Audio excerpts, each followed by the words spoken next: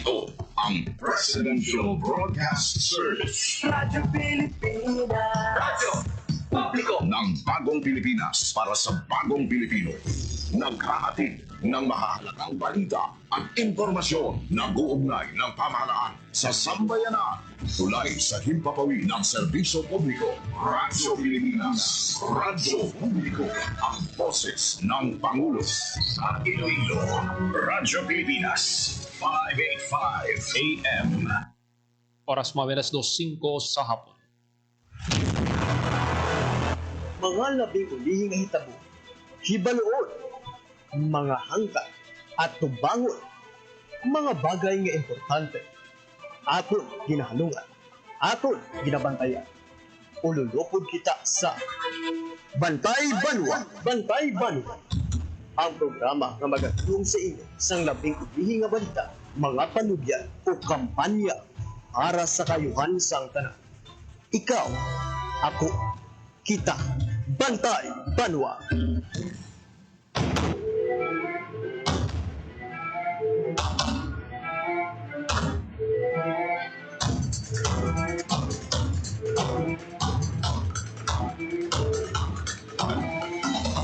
Mayong hapon Western Visayas, mayong hapon syudad kag probinsya sang Iloilo. Welcome sa pagpangalagad sa programa Bantay Banwa. Biyernes nga edisyon kita Hulyo 4 tuig 2025. Programa ang mga dulong sa inyo sa labing uli nga balita, mga panugyan kag kampanya para sa kayuhan sang tanan. Inang inyo alagad kag Anchorman Joseph Paul Noblesa Tarosa. Lulupod kita subong nga hapon diri sa Radyo Pilipinas Iloilo. Tapos kita magpatpat sa dugang nga mga balita, check nato ng latest update sa lakat sang panahon ng ikadulong sa aton sang Pag-asa Iloilo. Radyo Pilipinas.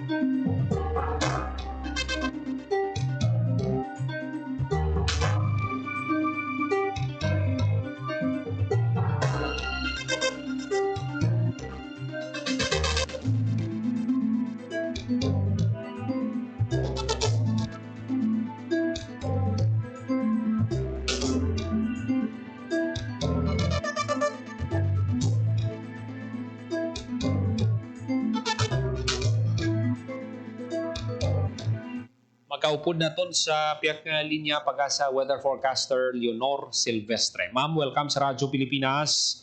Maayong hapon. Hello, good afternoon. Ang mga pinagpapit the update para sa sabang adlaw Friday, July 4, 2025. At 10 a.m. sa bumaga, binabalikan natin ng tropical depression na si Dagyong Bukin. Ina-estimate na sa Calayan 280 km west-northwest of Calayan, Cagayan. May maximum wind may maximum sustained wind ng 55 km per hour, guesstimates na up to 70 km per hour. Ang inland movement is the west-southwest trend at 15 km per hour. Samtang Southwest Luzon naman nag-apasok Central and Southern Luzon, Visayas, Cavite, Mindanao. Gamit ng sistema, ang Western Visayas naka-experience sa mag-alumong kalangatan, yun ang mga scattered na pag-ulan ang nalatod panahon. Labi-labid sa hapon kang kagabihin, sa Southwest Luzon. Mahina sa dito kasarawan naman ang hangin natin dito sa Western Visayas na magahalin sa direksyon Southwest, so nagadala sa mukhanin tibig mo kasarawan at balog sa ating kadagatan. Forecast temperature natin generally sa 25 to 32 degrees Celsius. Ang adlaw nagbitla kanina 5 at 32 a.m. kag magatunod ang 6:16 p.m. para sa hapon. So kami naman yung latest weather update, hanggang rin may iri sa weather station. Ako sa West Western, madami na salamat. Maraming salamat pag-asa weather forecaster Leonor Silvestre. So may tumagabi ng latest update sa lakat sang panahon ngindulong sa aton sang pag-asa Iloilo. 11 minutos magaligid sa taknang alas 2 sa hapon. Sa aton nga pagpangalagad mga kabin. Istoryahan tayo ining pagbisita ni Police Regional Office 6 Director Brigadier General Josefino Ligan sa Iloilo City Police Office sa iyang first command visit sa ICPO headquarters. Tungatang alaputon mga kabiyanan ang City Director sa ICPO. So kung ano balang guidance ang bagong Regional Director sa Police Regional Office 6. Actually mga bagong mga opisyal, mga Regional Director, ang ila sinanay nga focus pag-check sang readiness sa mga provincial kag city police offices hasta sa mga municipal police stations sini gina-check man nila kung anong mga kinahanglan ng obrahon para nga mag-improve pagid ang services sa Philippine National Police. Pero siya nakita naton sa kapin duha ka semana ni Brigadier General Ligan isigi no ang pagpanakop sa mga wanted persons, hindi lang basta-basta wanted persons, most wanted persons. May mga krimen, heinous crimes na commit. Di maayo gid na para sa pumuluyo na bina sa mga biktima na matagaan sila sa hustisya.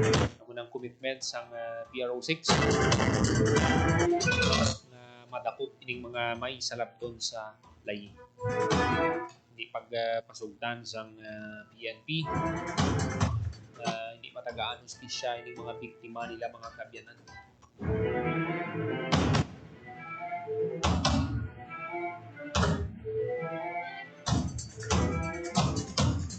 Samtang bagong Provincial Mobile Force Company Force Commander sang First Iloilo PMFC no si Lieutenant Colonel Arnold Solis nag-courtesy call mga kabyanan kay Mayor Nene Teruel sang Tubungan para sa hibalo sang aton nga mga kabyanan ng headquarters sang First IPMFC mga kabyanan nahamtang ini siya sa Barangay Bagumbayan Tigbawan. Tigin na biabi no sang alkalde ang bagong force commander halin sa Police Regional Office 6 sa Public Information Office. Subong siya na ang commander sang IPMFC ngati na storyahan sa courtesy call nga padayon ang suporta sang First IPMFC pagmintinar sang kalinong kagkatawhay kag pagpasangkat sang crime prevention effort sa banwa sang Tigbawan. May ara na yang adaan dira yang Tigbawan Municipal Police Station pero ti kung kinahanglan sang bulig man handa gid magsuporta ang First Iloilo PMFC. Sa bahay naman sang kapulisan no sang First IPMFC nagpasalamat sila no sa support sang local government unit sa kinahanglanon sa kapulisan nga dakugin nga bulig para sa mas talunsay nga pag-alagad sa mga pumuluyo.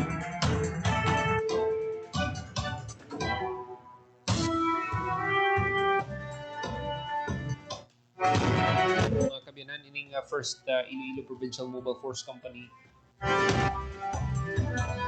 muni ang SWAT diri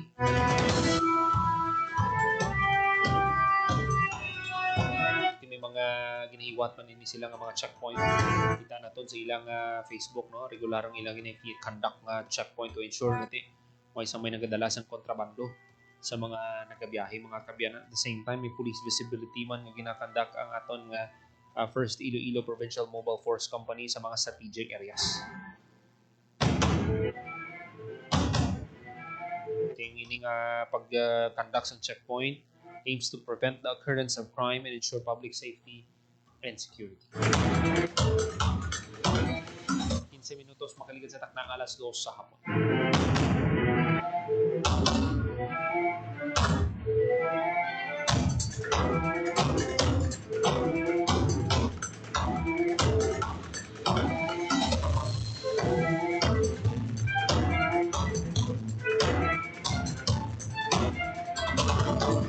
Sa ibang pagid naton nga balita, sa nasiling na naton, no, ang Police Regional Office 6 sige-sige ning pagpanakop sa mga pulis naton sa mga wanted persons. Prong isagid nga nakita naton nga may resume epekto ini, no, sa peace and order naton nga hindi na sila maghimo paliwat, ma-prevent na sila sa paghimo liwat sang dugang nga krimen. Itinadakpan na sila sa aton nga kapulisan. Sa bahin sa Mambusaw, isa ka top 6 most wanted ang nadakpan. Tinadakpan, no, ini si alias John Drill, 38 anyos, kag residente sa barangay Tumalalod, Mambusaw, Capiz. Duwaning kaso niya, qualified rape by carnal knowledge kag qualified rape by sexual assault.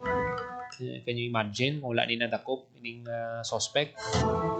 Wala takabalo kung sino na naman niyang iya nga mabiktima. Sunugan ni kay Police Brigadier General Josefino Ligan ang ini nga pag-aresto sa wanted person isa ka clear result sang gitingob nga effort sang mga personnel kag sang strong cooperation sang mga pumuluyo. Siguro sang PRO6 ang publiko nga magapadayon sila sa ila relentless campaign against criminality kag hindi magpahuway until all law offenders ang nadakop na kag matagaan hustisya ang ilang mga nabiktima. Yun ang priority sa aton nga Police Regional Office 6.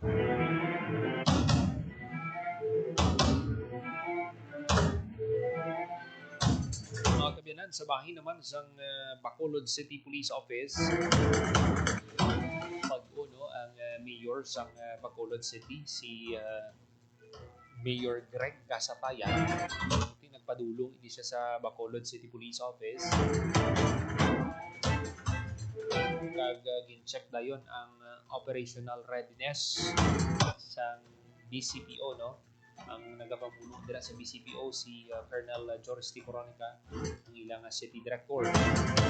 Kag mga kabyanan na takos dayon ang responsiveness sang BCPO sa mga insidente sa syudad sang Bacolod. Ano bala sila kadasig?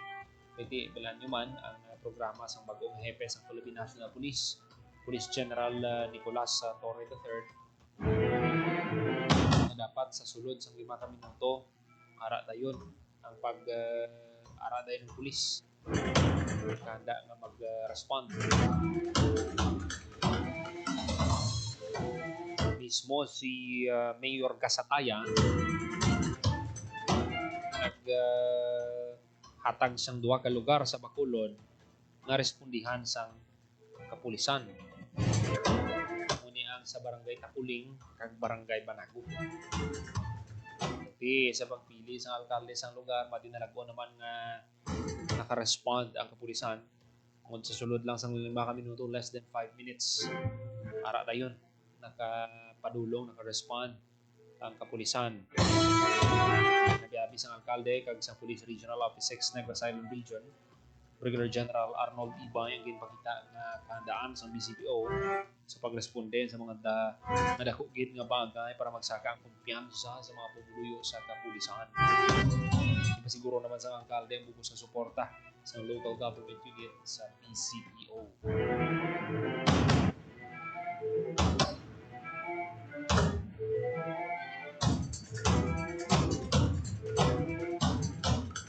Disin 9 minutos makaligan sa taknang 2:00 sa hapon.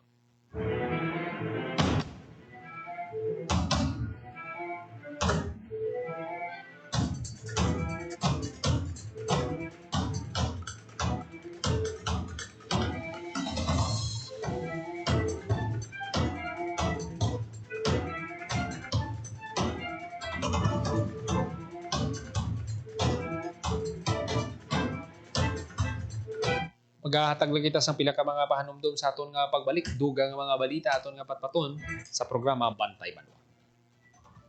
Hatid ay balita, impormasyon at sari-saring kaalaman tungkol sa sektor ng agrikultura sa ating bayan. Usapang Agrikultura kasama ang Department of Agriculture. Alamin ang mga hakbang ng administrasyon para mas mapaunlad pa ang iba't ibang industriyang agrikultural at pakinggan ang mga proyektong handog sa mamamayan upang mapalago ang kanilang mga kabuhayan. Usapang Agrikultura, Lunes hanggang Biyernes, alas 5 ng umaga, dito lang sa Radyo Pilipinas.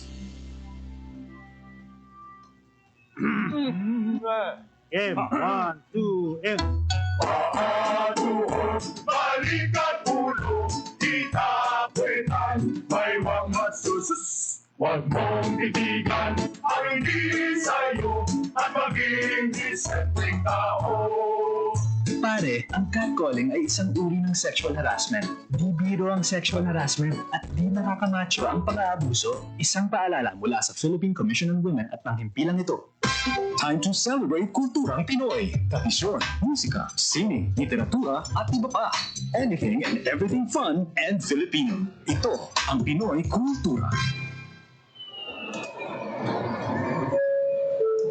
Flight PR 1043, now boarding. Hey, that's us! Vacation, here we go! Always love flying the first and oldest commercial airline in Asia, our very own flag carrier, Philippine Airlines.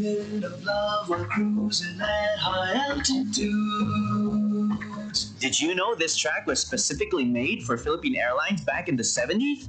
Composed by Jose Marichan and arranged by Ryan Cayabyab.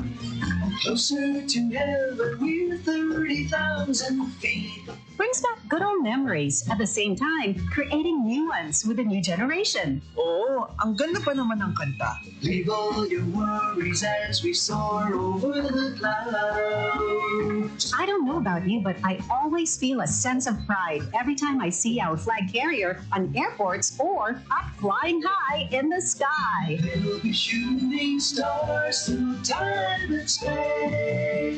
Yan, ang Pinoy Kultura, because our culture is cool.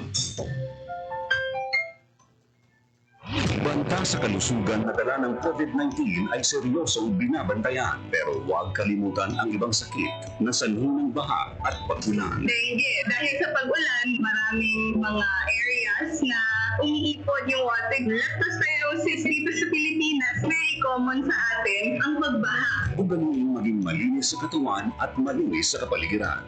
Sa ganitong paraan, siguradong sakit ay maiiwasan. Hanapin natin yung mga breeding ground where infected tenants, baon tayo ng botan, or hintayin natin mawala yung baha. Ngayon, mas nalutugas yung mga tao, mas better yung hygiene. Tayo ang simula. Sa pagiging malinis at maingat, ating malalabanan mga sakit na hatid ng pabago-bagong pihit ng panahon.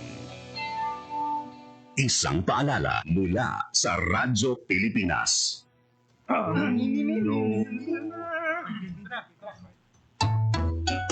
sumitsip ay bang-bang-bang, ang sumipon ay bang-bung-bang.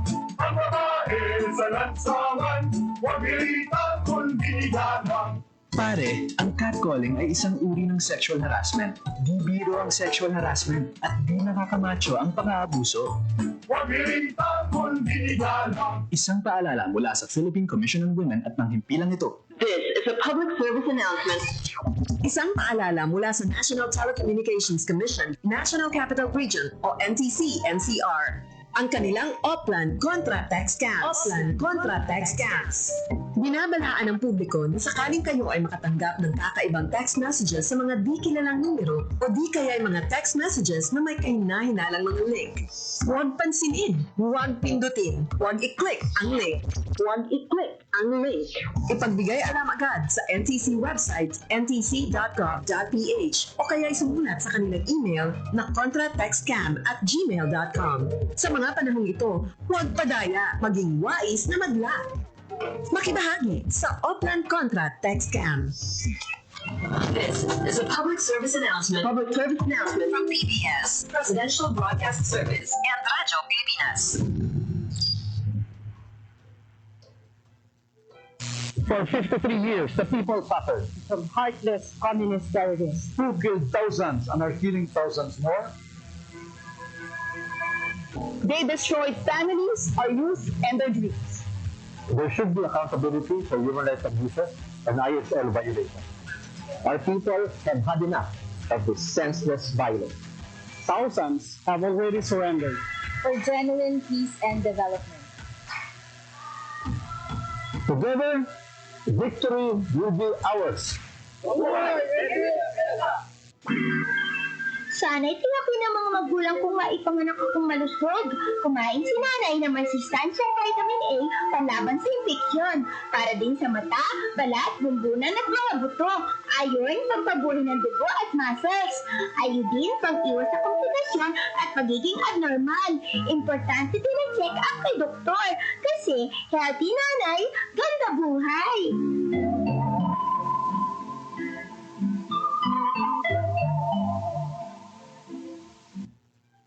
Maging mapanuri, huwag maging biktima. Ito ang karanasan ni Joanna, Elena at Shona. Sinabi niya sa nanay ko, mabibigyan nila ako ng trabaho. Pwede niya daw akong gawing singer. Sa abroad daw. Doon ako pupunta para magtrabaho. Hindi niya sinabi yung trabaho ay sumayaw ng nakahubad. Kinulong ako kasama ng mga ibang babae at hindi pinakain. Umabot ako ng Singapore.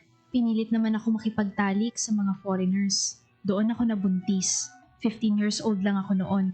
Dito sa Pilipinas, 100,000 na bata ay pinapasok sa sex trade. Ang child trafficking ay isang krimen. Mag-report sa Action Line 02-1343. Hindi mo kailangang makita ang mga mukha nila para maramdaman ang takot nila. Isang paalala mula sa ECPAT Philippines, Interagency Council Against Trafficking, PIA at ng himpilang ito. Ang violence against women and their children o VAUC ay isang krimen at hindi isang pribadong usapin lamang. Ito ay nakasaad sa Rule 3, Section 6 ng Republic Act 9262 o Anti-Violence Against Women and Their Children Act of 2004. May obligasyon ako, ikaw, tayong lahat. And vow now. It's our duty. Ang paalala nito ay hatid sa inyo ng Philippine Commission on Women at ng himpilang ito.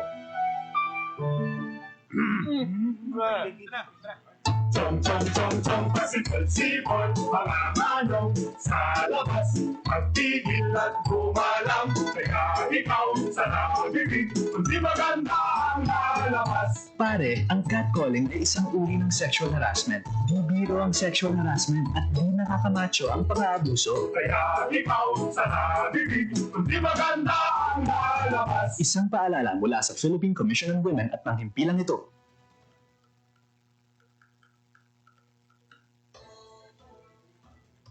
Time to celebrate kulturang Pinoy. Tradisyon, musika, sining, literatura, at iba pa. Anything and everything fun and Filipino. Ito ang Pinoy Kultura. Naalala ko, nung bata pa ako nung namamasyal kami sa Fort Santiago sa Intramuros. Ito ay ginawa noong 1571 bilang kuta o fortress ng Spanish governor na si Miguel Lopez de Legazpi. Isa ito sa mga napaka-importanting historical sites sa Maynila. Marami ang nag-uwis ng buhay dito noong kapanahunan ng mga Kastila at noong World War II nang ginamit ito ng mga Hapon bilang kulungan ng mga Pilipino at Amerikanong kanilang nahuli.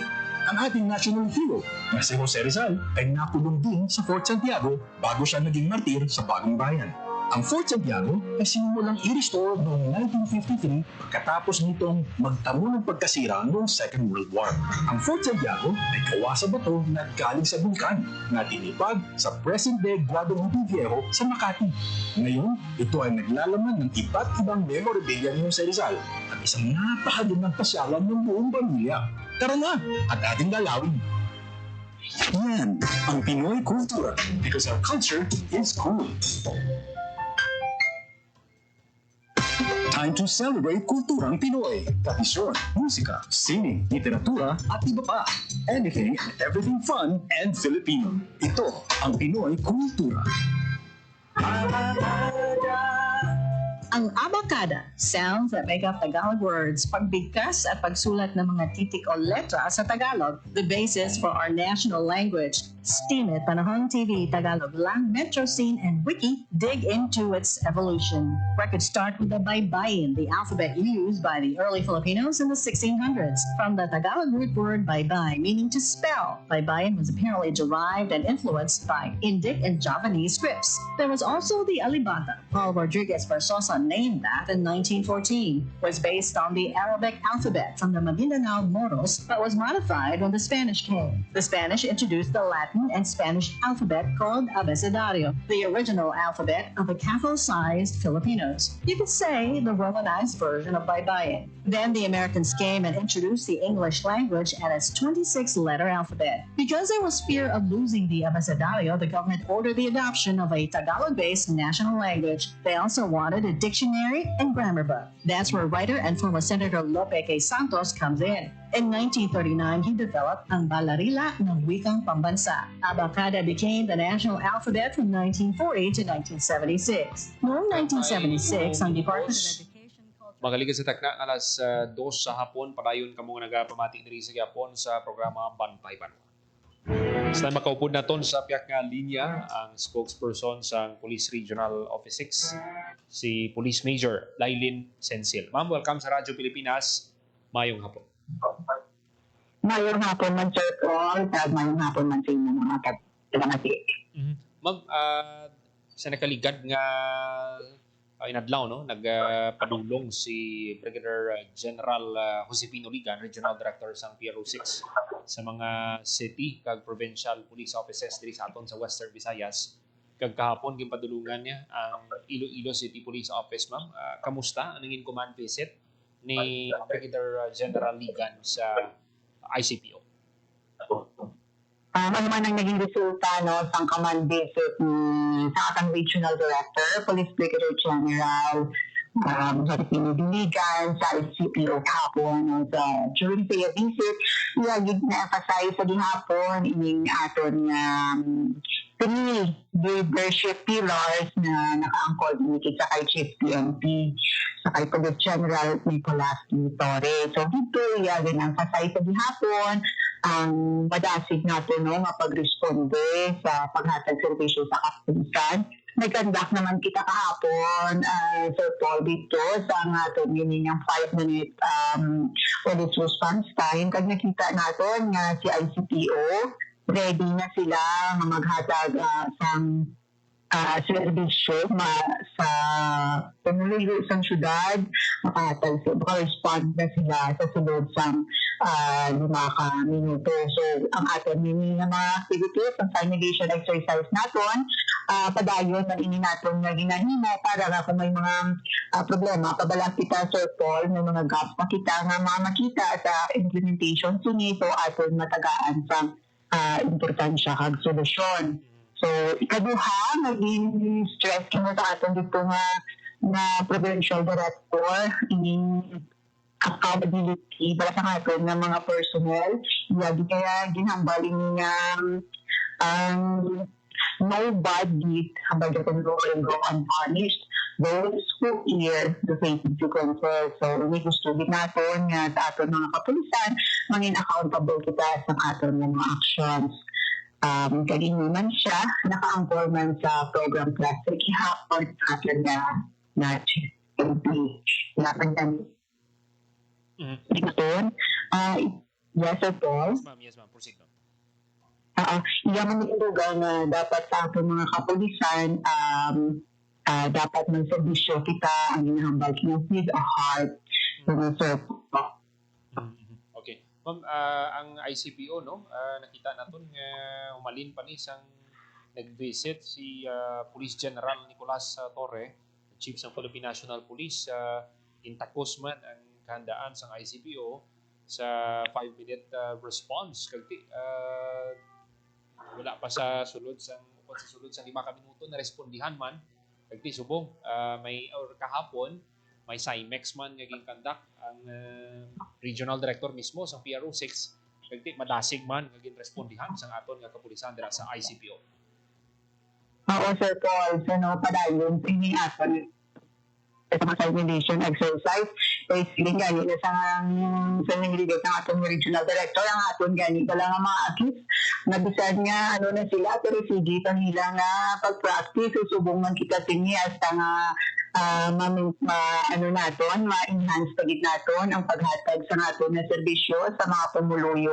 Mag-achieve natin para hindi na siya lang yung target naton in 5-minute response, Sir Paul, kundi nga in action sa realidad aton mapakita kag makahatag kita sang madasig na serbisyo sa aton mga pumuluyo. Sa nakita naton, ma'am, ang ining 5-minute response time nga program sa Chief sa Philippine National Police, makita naton nga pinaagi sini magataas ang kumpiyansa sa mga pumuluyo sa aton nga kapulisan.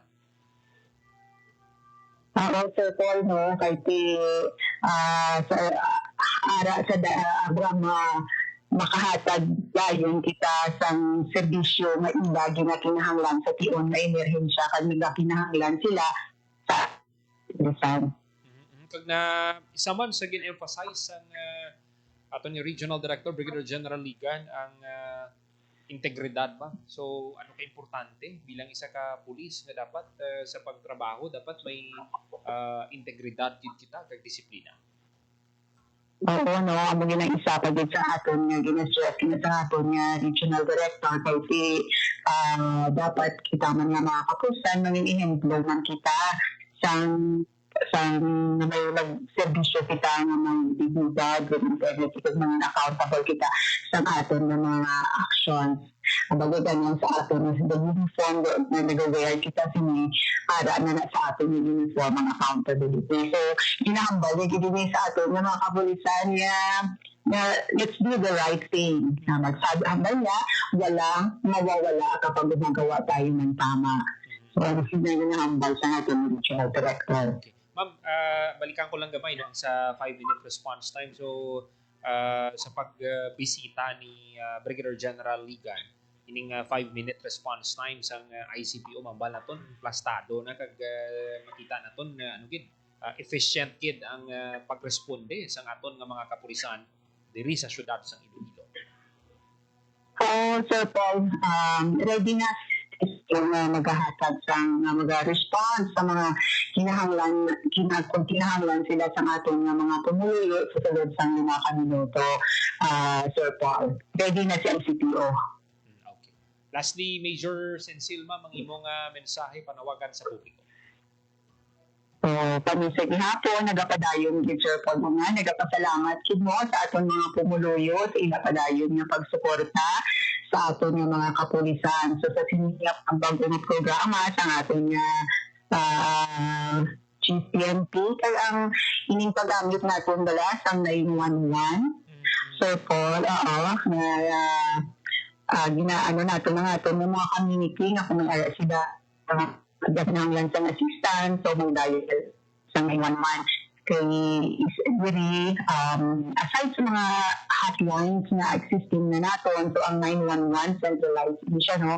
Kag mag-dial kita sa 911 through our cellphone, and then dira pa ng mga kapulisan, direct na sila direct ang ating from the center, so direct aton ang mga responde sila tawagan, and then direct natin from the moment tawagan sila ang ating mga kapulisan mag-aabot sa inyo within 5 minutes. Okay. Madamo gid nga salamat, Police Major Lailin Sensil, ang spokesperson sa Police Regional Offices. Madamo salamat sa pagkakas. Yan mga kabiyanan, Police Major Lailin Sensil, ang spokesperson sa PRO6.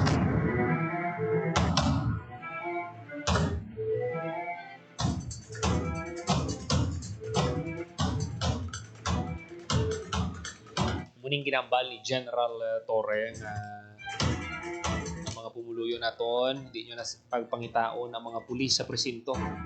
Mag-ara na sila sa inyo mga telepono. Daya lang ang 911. Sa sulod sang 5 ka minuto, mag-aabot ang aton mga pulis.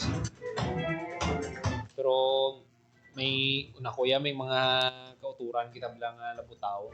Medyo giniya paghimuon nga lango-lango ang 911. May aragin na yung mga tao law-lawbrahon. Tawagan nilang 911 kung tripingan ng mga pulis ta. Hindi nyo ginapaghimuon. Wala na yung akong mapanugyan sa inyo. Ito sa ICPO, damo nang nagtakos. Unagin si General Torreged, ang Chief sa Philippine National Police. Pasado ang ICPO. Pati sa pagbisita naman ni General Ligan kahapon, login check man, kahandaan nila. Papasado sa gihapon. Mungkin na yakon na snappy. Ila dira nga City Director si Colonel Kim Legada.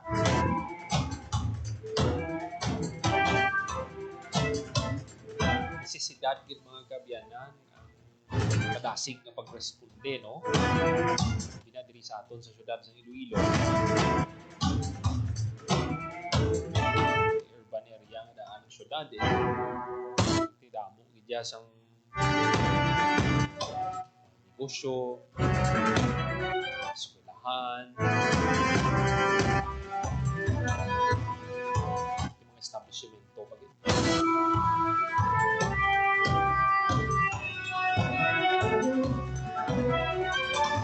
sa pagbisita ni General Ligan, ang iyagit nga gina-emphasize sa aton nga kapulisan diri sa syudad, put God first and do the right thing. Sakto gid kay kun ang Ginoo ang sentro sang imo nga pagpangabuhi, pero ikaw nagapangamuyo, nagapatigid kita nga makahimo ka gid sa mga insakto nga desisyon sa imo nga kabuhi. So kun kulang ka gani sa pagpangamuyo kisa may mo ginatagaan sa prioridad ang Ginoo, hindi gid malikawan kisa ano ka gid malisa ka gid bala. Kaubra ka gid sa mga bagay nga ti inulsulan mo. Yung integridad gid dapat intact, dapat ang integridad sa ating mga pulis.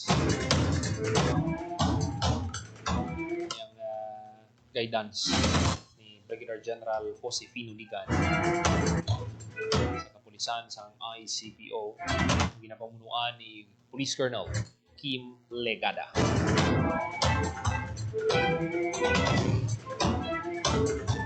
42 minutos magaligad sa tag ng alas 2 sa hapon. Dugang ang mga balita sa pagbalik sa programa Bantay Banwa. Time to celebrate kulturang Pinoy. Tradisyon, musika, sining, literatura, at iba pa.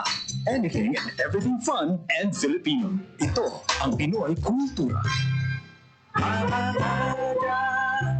Ang abakada, sounds that make up Tagalog words, pagbigkas at pagsulat ng mga titik o letra sa Tagalog, the basis for our national language. Steam It, Panahon TV, Tagalog Lang, Metro Scene, and Wiki dig into its evolution. Records start with the baybayin, the alphabet used by the early Filipinos in the 1600s. From the Tagalog root word baybay, meaning to spell, baybayin was apparently derived and influenced by Indic and Javanese scripts. There was also the alibata. Paul Rodriguez Versosa named that in 1914. Was based on the Arabic alphabet from the Maguindanao Moros, but was modified when the Spanish came. The Spanish introduced the Latin and Spanish alphabet called abecedario, the original alphabet of the Catholic-sized Filipinos. You could say the Romanized version of baybayin. Then the Americans came and introduced the English language and its 26-letter alphabet. Because there was fear of losing the abecedario, the government ordered the adoption of a Tagalog-based national language. They also wanted a dictionary and grammar book. That's where writer and former Senator Lope K. Santos comes in.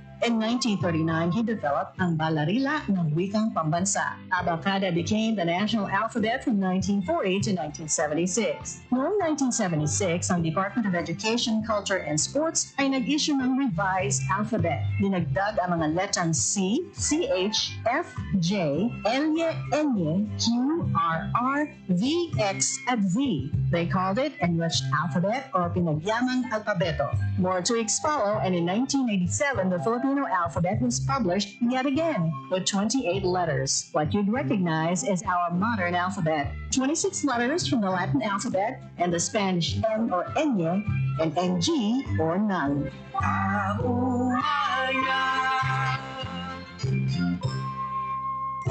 Yan ang Pinoy Kultura because our culture is cool. Time to celebrate kulturang Pinoy. Tradisyon, musika, sining, literatura, at iba pa. Anything and everything fun and Filipino. Ito ang Pinoy Kultura. Ang tangi kong pag-ibig. You probably haven't heard these in the last 50 years or at all. They're called kundiman songs, a genre of traditional Filipino love songs first heard in the 1800s. It springs from the kumintang, a true indigenous pre-colonial style of courtship or bridal song from the Tagalog region. Many confuse the kundiman with the harana. Understandable, but there are differences. Wikipedia says it's a traditional way of serenading, but they differ in time and structure. The kundiman having a moderate 3/4 time, beginning in a minor key and ending in the parallel major. Filipino musician Floranta Aguilar says the harana is straightforward and simple, always has a guitar solo intro, and authentic ones put the singer in the act of serenading, like Dungawin Mo Hirang.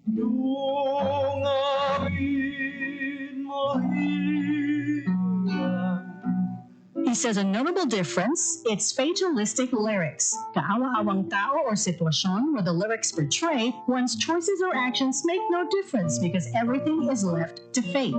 Sabi niya, kadalasan ang mga nganta ng kundiman ay heartbroken or sawi. Mahirap lang at ang tanging alay niya ay ang kanyang walang kamatayang pag-ibig.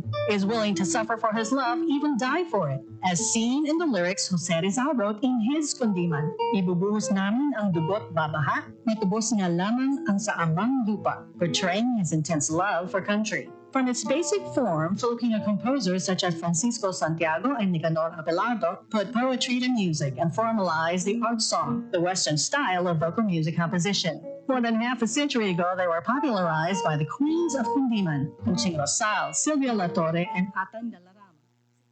47 minutos magkaligad sa takna alas 2 sa hapon. Padayon ka mga nagapamati diri sa Japon sa programa Bantay Banwa. Mga kabayan, makaupod naton sa piyak nga linya ang spokesperson sa BJMP Region 6, si Jail Senior Inspector Attorney Juniven Ray Umadhay. Sir, welcome sa Radyo Pilipinas. Maayong hapon.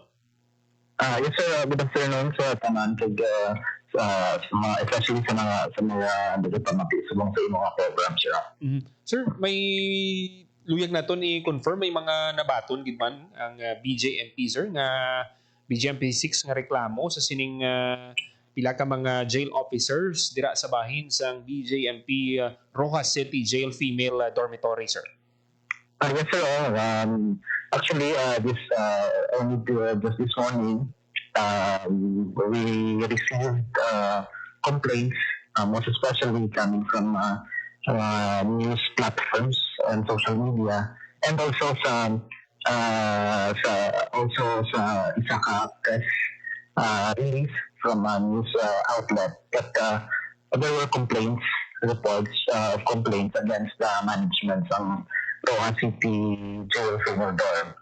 So after that, our regional director, si Jail Chief Superintendent Sidlon Isalo, nag-direct doon sa among investigation division to dispatch investigator para mag-conduct sa investigation because the complaints mismo kung makita sa that is circulating out sa media, those are very serious allegations about the management. Those are serious allegations of misconduct. So ipadalman kag seryoso din sa aming regional director kag ang bilog na regional office ng BJMP Region 6. Ano nga mga reklamo niyang nakalabot sa inyong talupangod, Attorney Umadhay? Some of the allegations or complaints here includes possible physical abuse, may araman na verbal abuse, verbal abuse, may araman allegations that there were extortions happening sa jail, and also ang pagsulod sa mga unauthorized persons sa sulod sa jail which are not allowed under our law. So if after investigation and it can be found out nga may kawatoran niya mga allegations or complaints, ang mga hambal sa aming regional director is to file the most appropriate and necessary charges against any personnel, including even the wardens ng facility. Okay. More or less, sir, pila ka jail personnel ang ginaimbestigahan sa BJMP 6? Right now, included ang ilang jail wardens sa pinakambakan sa among investigation, and there are few, I think 3 or 4 ka mga personnel, but ang investigation right now handle sa aming regional director will not be limited sa itong na-included ko sa complaint. We will subject all personnel, okay, if necessary, sa investigation. Kaya tanawon din natin, Dre. Okay. If sino ang if there really liability sa parts ng personnel natin. So as our regional director have said, hindi na ni pag-tolerate even if official man, warden man, okay, or custodial personnel ang involved. Okay. Sir, ang luyag na ito may baluan, anong mga status ni sa mga ginpang na-mention abi ng mga personnel, yes sir? I-relieve anay or sa karon na stay put lang sila anay sa ila posisyon? Right now, ginulat lang naman ang recommendation coming from our regional investigation and prosecution division, and if ang makita nila ng mga ebidensya or very nagawarant din the personnel involved, pwede nilang influensyahan ng kaso or ang i-file ng kaso against sa ila. So, ang amon nga investigation and division prosecution can recommend to the regional director for the relief of any personnel, including the warden. So, but right now, ginahulat naman ang report and also the recommendation of investigation and division prosecution. But if ever or if necessary, i-file or i-relieve yung mga personnel dresser. Ining mga reklamo, sir, makabing na itong seryoso ng mga aligasyon ini, ano ang mapasalig sa BJMP Region 6, sir, sa aton nga mga pumuluyo? Yes, so, as always, ang aming regional director, si Jail Chief Superintendent Simeon Islao Jr., gina-assure niya gitang public, sir, hindi niya gitang-tolerate, he will not condone any personnel who commits na misconduct or malfeasance or misfeasance sa ila trabaho. So, he will sanction, he will impose the necessary penalty para ma-uplift, masakto man ang serbisyo nga ginahatag sa BJMP Regional Office 6 sa Pumuluyo kag sa mga PDLs natin. Okay. Madamo gid nga salamat, Jail Senior Inspector Attorney Juniven Ray Umanay sa tiyempo ginhatag mo, sir, sa Radyo Pilipinas Iloilo. Thank you so much, sir. Thank you so much. And good afternoon. Thank you. Pati ang mga kabyanan, si Attorney Juniven Ray Umadhay, ang spokesperson sa BJMP Region 6. Seryoso ning mga aligasyon, ha? Sang nakalabot sa ilay Talupangon. Pati, ha, ang jail warden.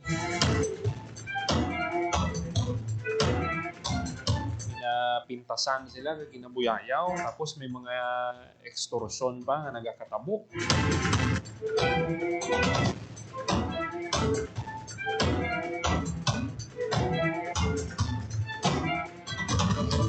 Damo-damo nga reklamo ang ginapangatubang sa BJMP Roa City Jail Female Dormitory. Nagamuni ang pag-aaktuhan sa BJMP Region 6. Nanti may ongoing na nga investigation. Tanan na personnel sa BJMP sa Roa City Jail Female Dormitory ang imbestigahan. Porte may naggilinuwa na pangalan. Amo gining mangin habit. Hapos gining 4, 5 pilato ang ginambali, sir. Seryoso ni nga mga reklamo ang nabaton sa BJMP. ilayon nga kantuan no sang BJMP 6 hinagi sa ila Regional Investigation Prosecution Division nasambit nga jail facility. Hindi pa siguro naman sa BJMP Region 6 na wala nila hindi ginatolerar kung mapamatud-an sila mismo ang magpasaka sa mga kaso batok sa sining mga jail personnel.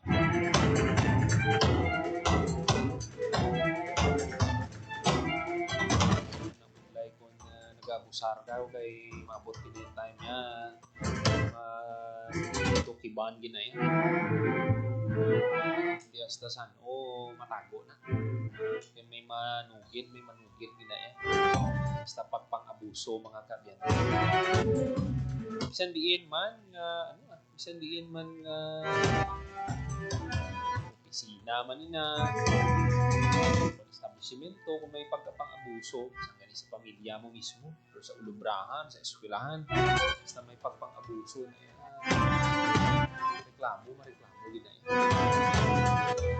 yun ang ganing hambal ni General Ligan ganing sa mga pulis para lang ka mo sa insakto amo ni subong ang dapat niyang brahon sa taga BJMP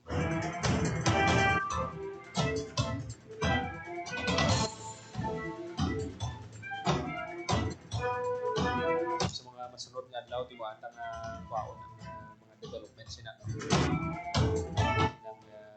palapot nga impormasyon sa Bureau of Jail Management and Penology Region 6.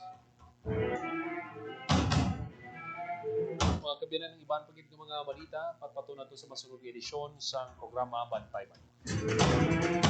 Ginapasalamatan nato ng mga kaupdanan sa technical side sa studio Mr. Rochelle Jones Sotahero sa transmitter Sir John Magallanes.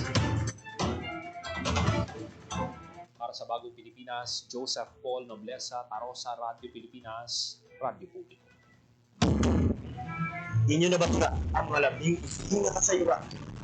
Ulam, uglam, tugtog sa masunod natin na pagpulugdanay sa Bantay Banwa. Ang inyong tulay sa himpapawid ng serbisyo publiko, ang Presidential Broadcast Service, Radyo Pilipinas, Radyo Publiko. Radyo Pilipinas. Radyo Publiko. Kinilala ng pag-international at prestigyosong Asia Pacific Broadcasting Plus Awards 2025 para sa kategorya ng Government Streaming. Ito ay dahil sa epektibo nitong pagsasanib ng mga tradisyonal na media tulad ng telebisyon, radyo at print.